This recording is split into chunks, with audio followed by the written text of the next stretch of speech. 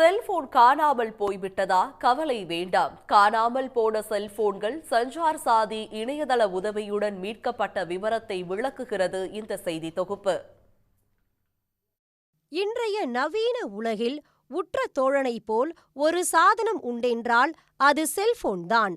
முக்கிய சாதனமாக விளங்கும் செல்போன் திடீரென நம்மிடம் இருந்து தொலைந்து போனால் எப்படி கண்டுபிடிப்பது, எங்கு முறையிடுவது என வழி தெரியாமல் பரிதவித்திருப்போம்.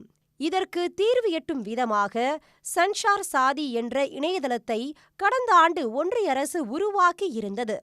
இந்த இணையதள உதவியுடன் தொலைந்த அல்லது திருடு போன செல்போன்களை காணாமல் போன 24 மணி நேரத்தில் பிளாக் செய்வதுடன் அதனை இயக்க முயற்சி செய்தால் ட்ராக் செய்து கண்டுபிடிப்பதற்கு வசதியும் ஏற்படுத்தப்பட்டு இருந்தது.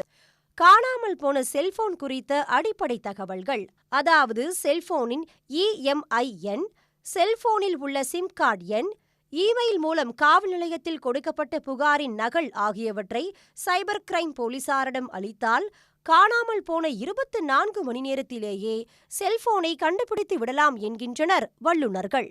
பண்ண மொபைலை ஒருத்தர் எடுத்துட்டாரு, வேறொரு சிம் கார்டை போட்டு யூஸ் பண்ணும்போது அந்த மொபைல் சர்வீஸ் ப்ரொவைடருக்கு இம்மீடியட்டாக அந்த நோட்டிஃபிகேஷன் வரும். அவங்க வந்துருச்சு அப்படின்னாலே நீங்கள் 2 பேர் கம்ப்ளைண்ட் யார் பண்ணாங்களோ அந்த போலீஸ் ஸ்டேஷன் 2 பேருக்குமே அந்த இன்ஃபர்மேஷன் போகும். போலீஸுக்கு அந்த மொபைல் எங்கே எந்த சிம் கார்டு யூஸ் பண்ணியிருக்காங்க, அதோட சப்ஸ்கிரைபர் டீட்டெயில் என்ன, அந்த யூஸ் பண்ணுறவரோட நேம் என்ன, லொக்கேஷன் டீட்டெயில் போயிடும். அதை வச்சு போலீஸ் உங்களோட கம்ப்ளைண்ட்டை வச்சு அவங்க ஆக்ஷன் எடுப்பாங்க. இந்த இணையதளம் மூலம் கடந்த ஓராண்டில் நாட்டில் தொலைந்த அல்லது திருடு போன செல்போன்கள் மீட்கப்பட்டதில் கர்நாடக மாநிலம் முதல் இடத்தில் உள்ளது.